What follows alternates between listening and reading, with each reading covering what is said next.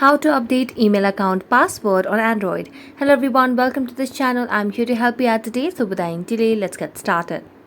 So first of all, launch any of the Google services on your device. I'm going for Google Play Store and then tap on our profile at the top right corner of the screen. Here you'll be able to see the option of manage your Google account. So let's tap on manage your Google account option. This will land us to a new place. So simply drag it to the left and tap on security.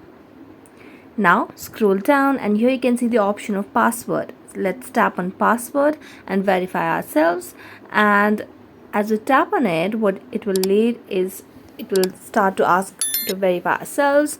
So let's verify ourselves over here, and as we verify ourselves, it will give us the options to update our password right over here.